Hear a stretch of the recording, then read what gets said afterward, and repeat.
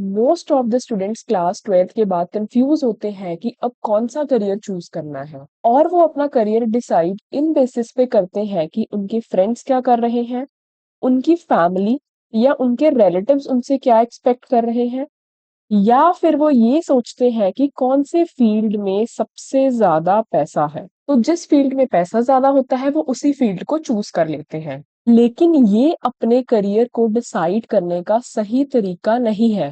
Hello champions, welcome back to the channel. तो अगर आप भी अपने 12th के बाद अपने करियर के लिए बहुत कंफ्यूज्ड हो तो अपना करियर डिसीजन लेने से पहले ये वीडियो अच्छे से समझ लो और इन 3 प्रैक्टिकल स्टेप्स को अच्छे से फॉलो कर लो।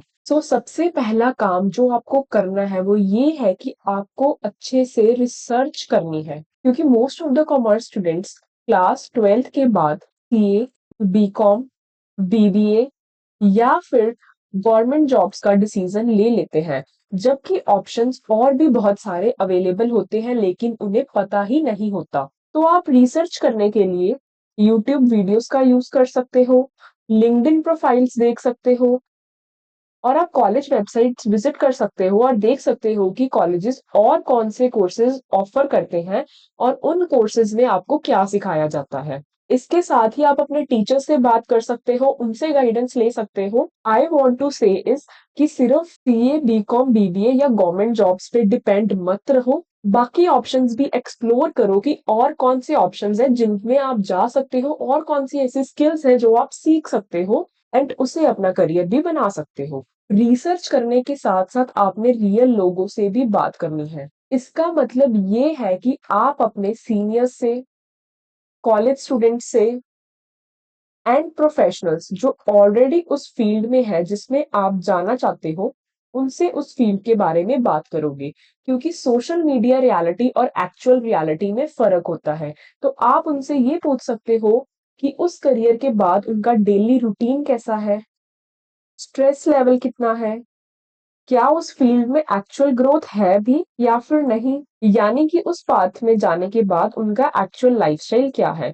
इससे आपको ये समझ आएगा कि क्या वो फील्ड आपके लिए बना भी है, क्या उसे आप कर भी सकते हो, या बस सिर्फ वो आपको सुनने में या सोशल मीडिया पे ही अच्छा लग रहा है। तो जाके लोगों से बात करो, ना कि सिर्फ रील्स स्क्रॉल करते रहो। And the step number 3 is खुद को ऑनेस्टली एनालाइज करो कि आपकी स्ट्रेंथ्स क्या है और आपकी वीकनेसेस क्या है, क्योंकि हर कोई सेम नहीं होता। किसमें कोई स्किल होती है तो किसी में कोई दूसरी स्किल होती है।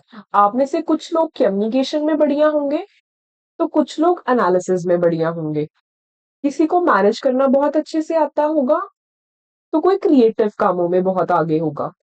तो इसीलिए अपना करियर अपनी स्ट्रेंथ्स, अपनी स्किल्स को एनालाइज करके करो, ना कि दूसरों को देख के। क्योंकि अगर किसी फील्ड में स्कोप है लेकिन आपका पर्सनालिटी ही फिट नहीं करता तो लॉन्ग टर्म के लिए आप उस फील्ड में काम नहीं कर पाओगे और आप कभी भी उस फील्ड में खुश नहीं रह पाओगे। तो करियर चूज करते टाइम सिर्फ मार्केट को मत देखो, उसके साथ साथ अपनी खुद की स्ट्रेंथ्स को भी देखो एंड देन फिर एक डिसीजन लो। एंड अगर एक रियलिटी बताऊं तो 17 से 18 साल की एज, यानी कि आपकी एज में किसी को भी अपनी पूरी करियर लाइफ क्लियर नहीं होती। इवन कुछ लोग तो लेट 20s, लेट 30s में भी करियर बनाने के लिए स्ट्रगल करते हैं, क्योंकि उन्हें अपनी स्ट्रेंथ्स और वीकनेसेस के बारे में ही पता नहीं होता। तो इसीलिए इस स्टेज पे ज्यादा पैनिक मत करो, बस अच्छे से रिसर्च करो, लोगों से बात करके रियलिटी को समझने की कोशिश करो एंड देन अपनी स्ट्रेंथ्स एंड वीकनेसेस को एनालाइज करते हुए एक इन्फॉर्म्ड डिसीजन लो। And this is much more better than blindly following the crowd.